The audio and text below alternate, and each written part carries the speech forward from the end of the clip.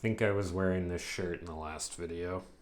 I thought a lot about today's topic. Well, I normally think a lot about the topic, but this week I thought about it a little more. Last week we talked about flat versus round characters, and this week I was thinking of following up with a conversation about static and dynamic characters, which is a related but different topic. But I thought about that topic, and there didn't seem to be that much about static and dynamic characters that wasn't already out there. It's something that's fairly easy to define, and it just didn't seem like that interesting of a video. You could also argue that flat versus round characters aren't that interesting of a video, but I digress. Instead of a general discussion about static and dynamic characters, I want to talk about one particular aspect of dynamic characters, their dynamicness, or more specifically, their ability to change and how to write that change well. Reading about a character who changes profoundly over the course of a story is a very satisfying experience, whether that character changes for the better or not. Seeing people learn new skills, repair relationships, or generally become a better human being is great. This is why most stories contain dynamic characters who change over the course of the story. Crafting that change in a story can be difficult at times. You need to worry about making the change too abrupt or too subtle or too transparent.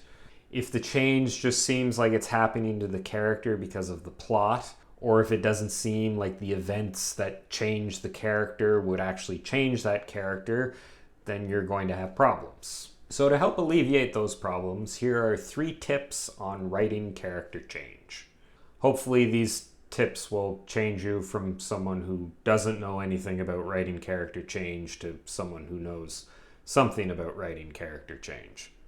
Also, go watch my character arc video, which I'm suddenly realizing covers a lot of the same stuff as this video is about to, including the joke I used to transition to the first tip, so that's great.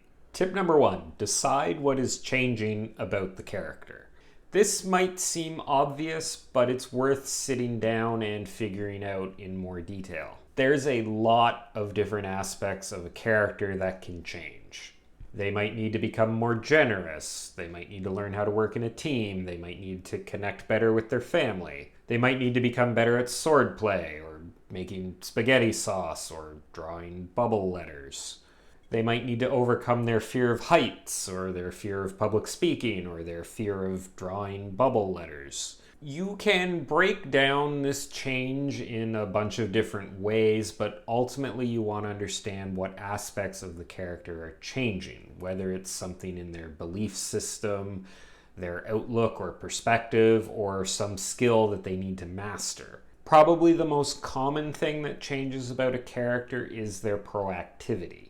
In most stories, the protagonist usually starts out either reactive or not reacting at all until a certain point where they become proactive and start actually dealing with the problems of the plot. This is actually baked right into the hero's journey, monomyth, whatever it's called, plot structure. There's a certain point where the plot forces the character into action, into becoming proactive after they've initially refused to become proactive. I've also seen some descriptions of the 3-act format where the transition from Act 1 to Act 2 is the point where the protagonist moves from being not active to being proactive.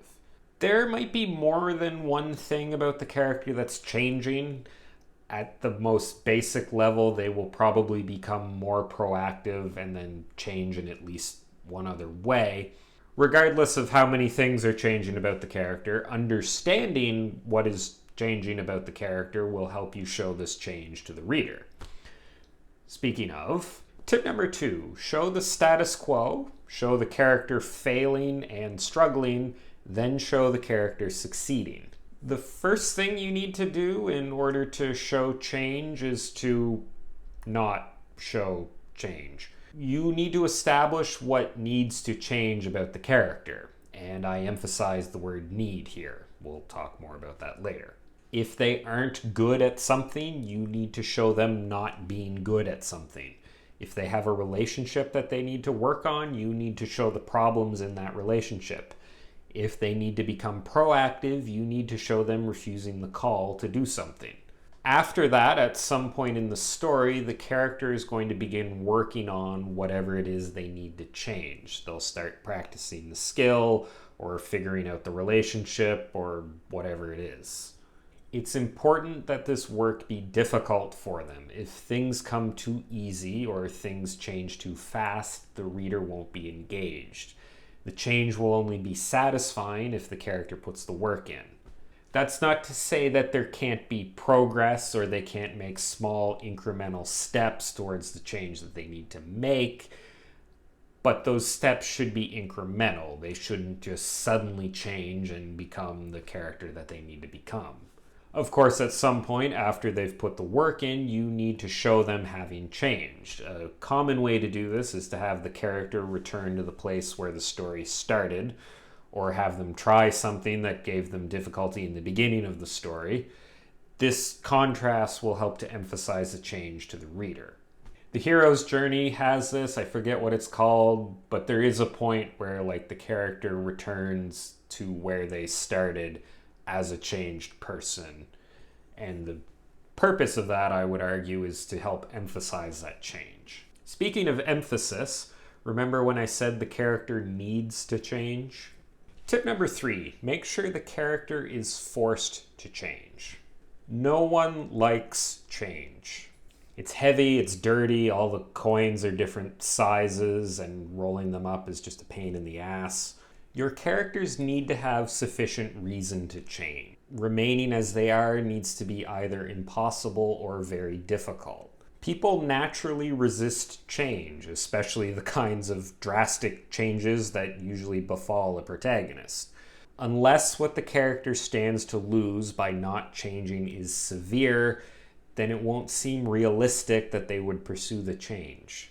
Luckily, there's all kinds of horrific things you can do to force the character to change. Ultimately, what forces the character to change should tie into the main conflict of the story, and that conflict should be large enough that it forces the character to change.